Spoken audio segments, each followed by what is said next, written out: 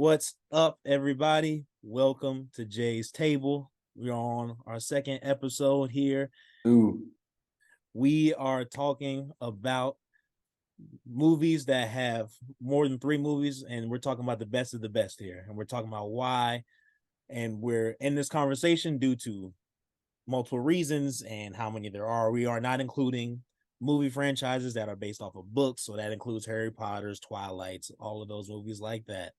And we are also excluding Rocky because we talked about it extensively last week, and also it is the best because there's a statue. But we won't get into that again. Refer back talked about that. episode 1 if you want to talk, know why we put Rockies as the best. Mm-hmm. So for our list today, we're pulling from this pool that we put together based off of box office, based off of quality and critiques from the professional critics, the actual critics, not just us, the actual critics. And so our movie pool includes Rush Hour, Bad Boys, Lethal Weapon, Back to the Future, Indiana Jones, and Mission Impossible. Also, I want to hear that stuff about the list. Okay, this is our list. We came up with it. If you don't like it, that's just too bad. Okay, this is what we're going with. Per usual, if you have anything you think we missed, anything you think you disagree with, throw it in the comments. We'll try to respond to them best we can. You know, again, this is our list. This is our opinion. This is Jay's Table. We are just talking about our opinions here. Go to the comments if you have any other comments about it. Leave it in the comment section, as Dave Chappelle would say. When I'll kick us off. For my first, the movie I'm putting in number 1 is, and it's tough because I love all of these movies. I gotta put Rush Hour number 1. I think for me, Rush Hour is the funniest of the movies. It's hilarious. Ooh. And then Jackie Chan's level of like fight choreography in the movie was amazing, and all 3 of them. Yeah, and Jackie Chan, king of fight choreography, bro. Exactly. The way he uses furniture and like his surroundings in movies, it's amazing. And then I think the discourse between him and Chris Tucker was perfect. Mm-hmm. And I mean, because you would go from a fight scene to laughing to fighting to laughing, and like I said last week, it wasn't a lot of love in these movies. It was all jokes, okay, and straight business. They was getting straight hands. That's all I care about, okay? So I got to put it in my number 1. Who you putting in your 1? Man, my number 1, first of all, Rush Hour is bold. That's crazy. But that's also, I also don't blame you because I love him, you know, and I love Jackie Chan. I love him. But my number 1, I got to go with the Lethal Weapons. They are so well-rounded. Mel Gibson and Danny Glover, they also have that duo that's right on point with each other. Mm-hmm. And then there's great action because Mel Gibson's also a great action actor, as well as bringing in the emotion that you need for those roles. And the acting job's great. The character development within them, their background, their family life is very well developed. Facts. As well as there's not too much love as you appreciate, because I know you got love an action movie. I want to see that shit, man. They have a good balance of love as well as keeping to the action, and they have good mysteries. And mysteries always get points in my books, which is that's a good point. Not knowing what is actually going to happen until the end. And you may be able to know. Now, granted, it's the 80s, and so nowadays we can figure out what those acts, because we've seen a lot of movies now at what point in time. Mm-hmm. But at that time, that mystery was also top tier. That's there. Fact. And I will also say with Lethal Weapon, what I will give you on the love aspect of the movie, they incorporated it into the core of the movie so well. Like you wouldn't have had a good movie without that aspect. That was Riggs's whole persona. Like his whole bad boy macho thing was because of his wife dying. Like so in that aspect, I love it. Mm-hmm. That's one of the few action movies that they spent a lot of time on love. And I was like, you know what? It's cool. And it's not like I don't like love, y'all. That's not what I'm saying. I just don't like it in my action movies. That's it. I love love, okay? But he said hands up. That's all I want. Right. Opening credits, fight. It needs to be like Street Fighter. Remember? And this is why we love martial arts movies, right? You remember Street Fighter? Remember the game on PlayStation? Oh yeah. Right off the bat. Oh, right off the fight in the middle of public. I'm talking about there's regular commerce going on. People are getting groceries on site. The definition of on site Street Fighter.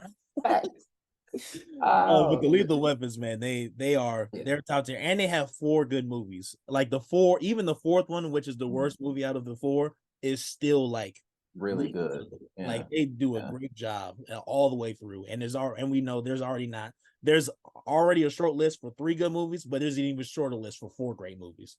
And so they do that thing. Yeah, the more movies you make, the harder it is to keep people engaged. Mm-hmm. So, and you're right, they did a great job. Man, I mean, I guess you put Jet Li was in 4. You put Yeah, Jet Li he in was there, in that 4. kind of Yeah. they kind of helps. I think for 2, I'll probably go Bad Boys off pure nostalgia. If y'all don't know, Wow. You about to have everybody. no, they gonna be upset. It's okay. It's my list. Like I said, it's how I want to rank them. I'm putting Bad Boys 2. I don't care how y'all feel about it. Okay, off pure nostalgia, I can quote both the first 2 movies. I can quote word for word. Matter of fact, me and Jeff have watched the movie before, and we both have quoted Bad Boys 2. The entire 2-hour film, we know all the words. We can do. We don't even need the actual words on the screen. Like we can just quote it without the sound. So I'm putting the Bad Boys in there. Yeah, we can. I'm putting Bad Boys front to back. front to back. That's why I'm taking Bad Boys We too. can be the actors. We got it. No, Facts. for sure. I really, really like comedy though. Like I think comedy in movies is super helpful, especially in action movies, because you do need a break. You need a comedic relief from all the fight. Bad Boys 2 is like 2 movies. Yeah. First, Yeah. like when they went to rescue my wife Gabrielle Union, Here we go. they went to rescue her. I wanted to be there, but I was busy. Okay, of course. When they went to rescue her, that was a whole nother movie.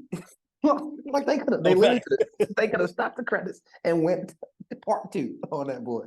So I like that. And then you need the comedic relief, like I said earlier. I think that helps for a holistic film and it keeps people engaged, right? Because after only Marvel can give you action for 3 hours and people are there the Right. whole time. Most other movies, if you're action, people are not going to be in tune with what your core like belief or the point you're trying to get off in the movie if there's no break in the action. Right. And I think they timed those breaks, especially in Bad Boys 2. They timed them so well. Yeah. I think and also you can't overwhelm. I agree with you there because that's hard to do. Because also there's a lot of movies that they overwhelm the comedy, and then it just ends up becoming is it action or is it comedy? And it's like they have a good mix of both in Bad Boys, especially Bad Boys 2. For sure, they do a great job with that. So yeah, no, for sure, it's definitely warranted in the end, 100%. And I like Bad Boys 3. It's the worst of the 3 films, and I mean it's not bad. It's just they made 2 great films in a row. I wish they didn't take so long to make the 3rd one. I think that would have made for a better movie. It would have helped a lot. Yeah, because at 20 years later, you pretty much gotta have a plot at this point. Like if you made Bad Boys 3 on the back, they did this with Scary Movie. The first Scary Movie, and this is with Marlon Wayans and the Wayans family. Right. The first Scary Movie did so well that the producers bought the rights to the second one, and they started shooting that movie maybe the next week. Right. So if the Bad Boys would have done something like that would have helped. Oh, for sure. And that's usually the downfall of a lot of series where they take too long to make a second one, especially when it comes to 90s movies, because it's like, by the time it's 20 years later or 10 years later, like it's just first of all, movies and just the industry develop. And so they progress. And so certain plots don't age as well sometimes, like just because also Bad Boys is one of those 2 cop partner movies. And like it's nowadays, like releasing that 2 years from now, like 2 years prior to this is like it's a little late for that same plot. And so it's really hard to make a movie that keeps everybody intrigued when you are using that type of plot in today's generation. And it's just, and again, we talk about this before, and me and you have talked about this before, where how hard it is to cross generations when you're using the same plot or the same characters, because each generation likes certain things. Popular favorites are going to change with each generation. Yeah. So it's a tough thing when it comes to Bad Boys for that reason. But I will say this last point on Bad Boys. It is really hard to make 3 movies, like you said, action films, guns and violence, popular. Right. I mean, Will Smith helps. Right. Of course. Oh yeah. When you put Will Smith in a movie, like yes, people go come see. I know I am. I'm pulling up with him.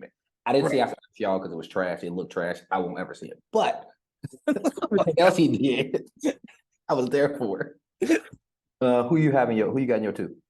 Oh man, my number two is, as much as I wanted to be Bad Boys, I can't. I gotta go. I gotta go with the Back to the Futures. Well, yeah. I gotta go with the Back to the Futures just because they are, again, well-rounded movies get a little bit more points for me. Where even though it's a little bit heavier on the romance in those, as opposed to Lethal Weapon, it still has a lot of things going on that it doesn't dominate the movie. And there's also, and it, especially for that time, the amount of, it's one of the OG like really good adventure movies where I agree. constantly he's on a quest, almost similar to like a video game where he's on a quest to something. That's a good point. And Yeah, they're one of the, and Back to the Future is one of the first movies to really capture that and do that really well in movie form. And so I give them a lot of credit for that. And also like Michael J. Fox, it was also really well written. And like Michael J. Fox is a good actor, but also like he isn't like a phenomenal actor who like carries films. And so when it comes to me, I'm always going to get points for movies that are really well written for who's playing the roles in front of me. Yeah. And so they do a great job of that all the way through the third movie. And even though the third movie is a little lesser than the first two, they do a great job of keeping that plot alive and being creative with the plot too, and using time travel well. Yeah, no, they did a good job because time travel is a tricky thing to get down in movies because sometimes people mess it up Right. a lot. Backtracking though, I think the reason I put Rush Hour in number one though is Rush Hour was the only them and Lethal Weapon. Why I did it like that are the only two of the movies with three phenomenal films. Oh yeah, Rush Hour 1, 2, and 3, fire. Lethal Weapon 1, 2, and 3, fire.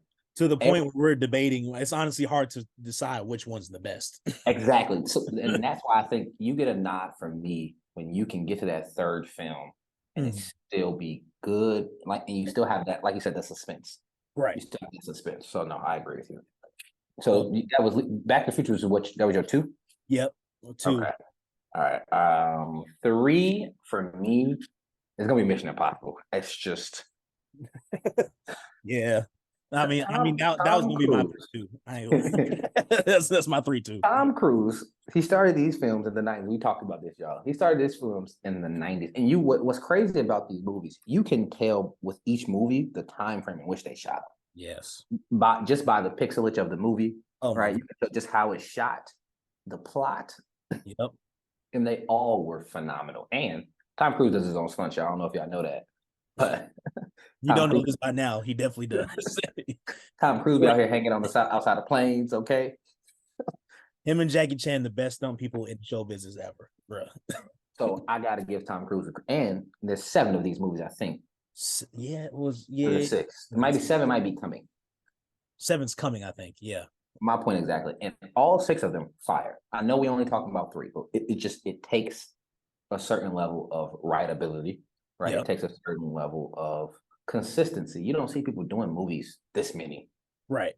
Especially somebody like Tom Cruise who could make something else, right? Right. Oh yeah, and like he doesn't have other options. Right. Exactly. And the thing that kills me with the Mission Impossibles was so impressive is that the plot itself is in its most simplest form is very basic and straightforward. The world's in trouble. He has to save it. And he's going to save it. He hasn't failed once.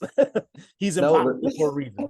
But what's crazy is that they do is every single film, there's, even though you know it's going to work out, at some point, and it's a combination of the camera shots, the cinematography, the way they build up to it, plot-wise, character development, you still have a moment somehow, even up to the last sixth film, that you think he might not get it. Like this might be the one where he fails. No, that's fact. Every movie they do a great job of that. They're like, let me tease you with, because he's the hero. So everybody knows. Well, if you don't watch enough movies, and we watch a lot, so everybody knows. Usually, I would say if I had to put a percentage to it, I'd say probably 90% of the time the hero lives. Right. and he's successful. or else you There's can't make another movie. Like, you really can't make another movie. And America is a feel good society. We'll get into that later. yeah, People like to feel good. That is their Mhm. that's their thing. That's their adrenaline shot. People like to feel good. So if you're making a movie where the person dies at the end, a lot of times people ain't gonna go see it. Right. Or it'll do good the first week, depending on who opens it, and then after that, your numbers decrease drastically because when your main character dies, right, or loses, only Rocky got away with this, or loses. Yeah. You have an issue with the people because now they're down in the movie. Right.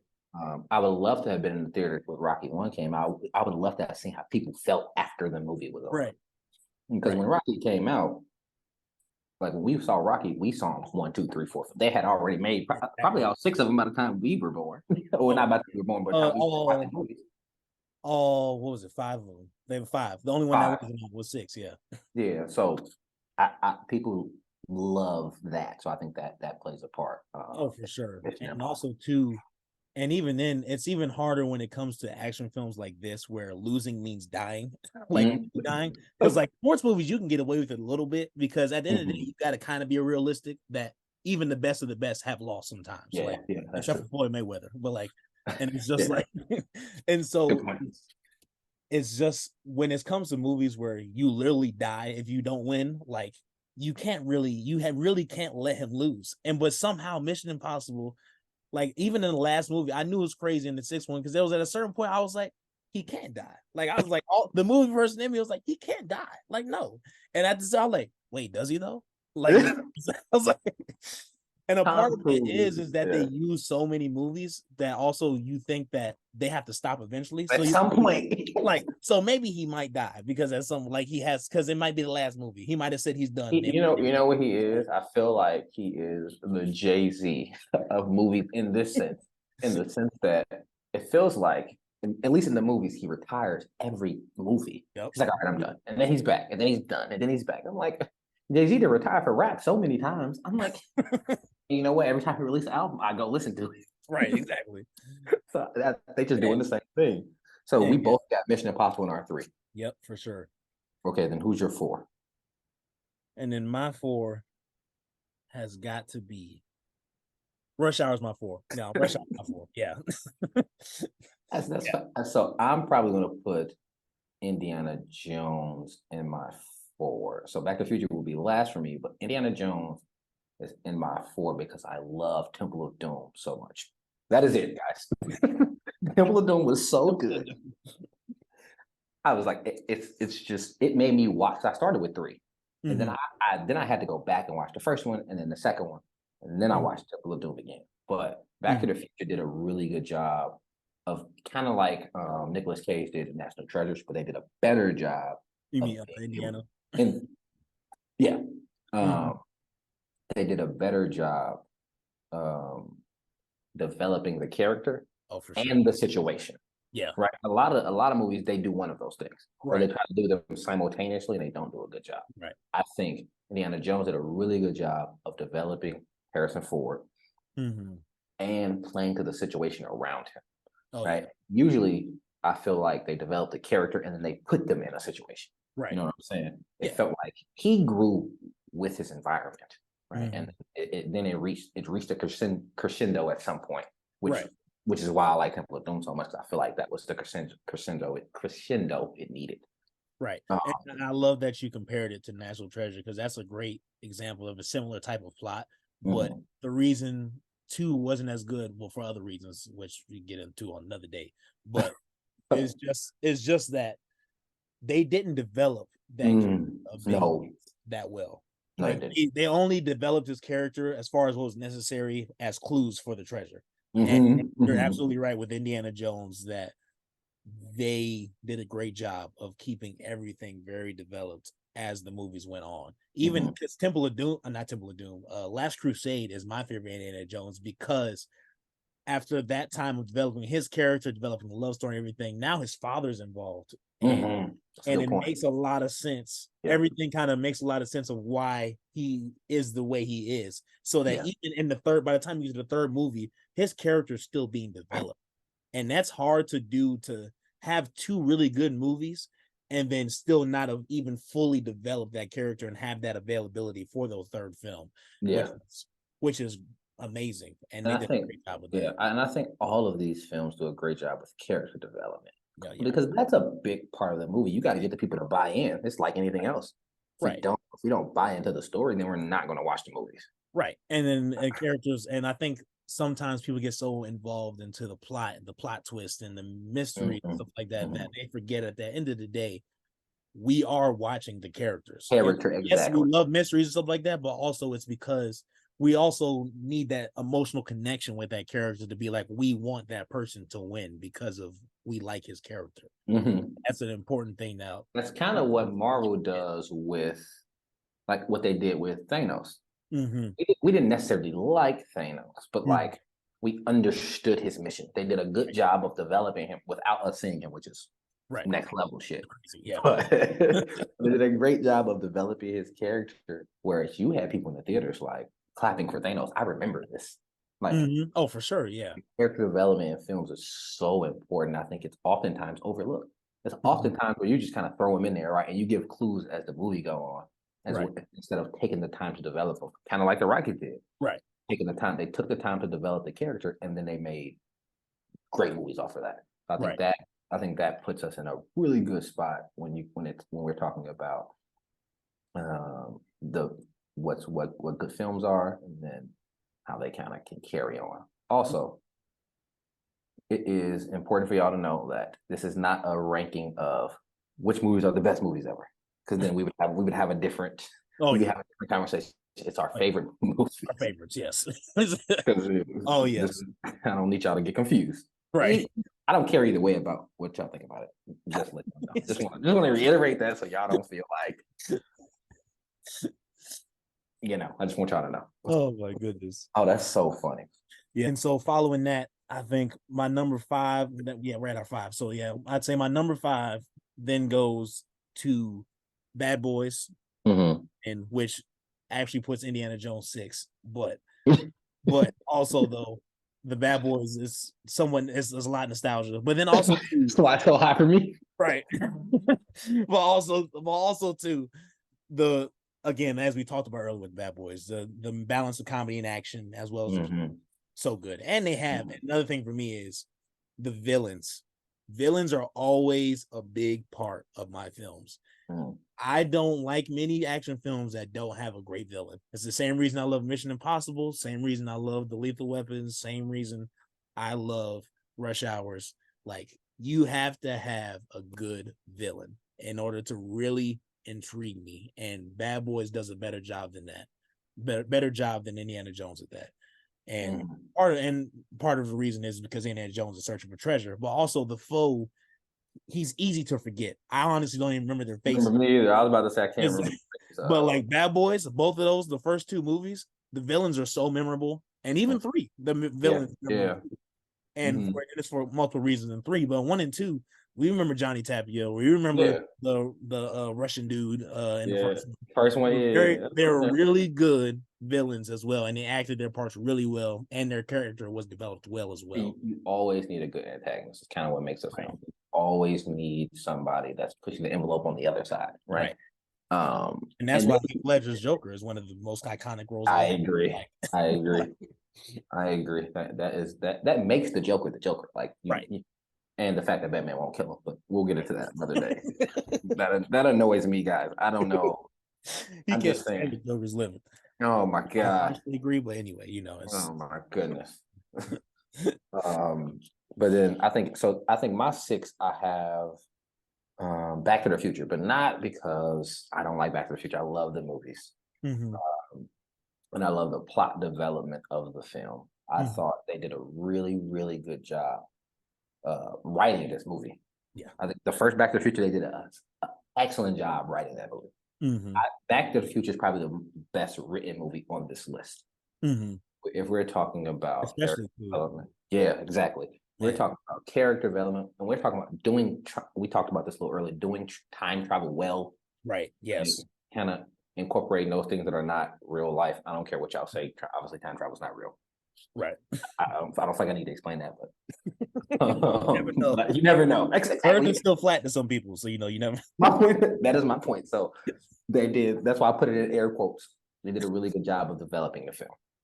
But that's but the guy And in going two, 5. especially two, they did a great job in two, creating those scenarios and doing a good job of displaying that butterfly effect too. Because they teased on it and they did a good job in the first one, but in two, he jumped back to he jumped to the future and then back to 55 Back to and then yeah. back to 85. Mhm. Like they did an excellent job at messing with those and not doing too much, where it's easy to follow, so it's user friendly and audience friendly, but also complex enough that it keeps you engaged and you have to pay attention to details. Mhm. And they're one of the first movies to do that well. And I agree. I think that it's a pioneer when it comes to time travel for that reason. And it's and that's why I put it a little higher on my list too, just because of how hard that is to do in the 80s. Because the first one came out in 85. 85, yeah. When that concept hasn't really been messed with that much and they do that good of a job with it, like that's next level stuff. And I agree. That's why I was higher on my list for that reason. The only reason I put it 5, I think for me, is because, or 6, sorry. The only reason I put it 6 for me is because they did a great job writing the film. They did a great job developing the characters. The only strife I had with the movie is the acting wasn't excellent. It was good. It wasn't excellent. And I feel like although these other movies lacked in the writing aspect of the films, the acting in Bad Boys was amazing. Oh yeah. The I mean, you got acting in Rush Hour. Yeah, the actors in Rush Hour was amazing. Indiana Jones, like Harrison Ford, did a great job. Right. I feel like in Back to the Future, you had some points where I was like, I'm not really buying the idea of your character, not the film. Because like I said, I think it's one of the best well written films ever. Period. Right. But I just didn't really buy into all the characters like I did in a movie like Men in Black. Right.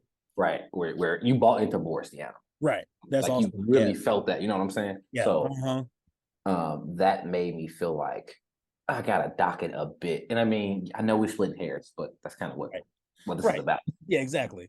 Yeah. And I mean, also too, you made a great point too about the acting. Because like I said earlier, too, why it's not even number one on my list is because, and that also is a testament to how well it's written, that you don't even really notice that the acting cast is somewhat lacking in the skills to really carry movies. Because really, you don't even see, can't think of anything else I've really seen Michael J. Fox in, or I've seen Doc in. I've only seen him a couple other times, but even then it wasn't major. And same with I can't remember her name off the top of my head for some reason, but the main love interest, you hardly see her in anything, and it's like that cast like is only really known for those movies.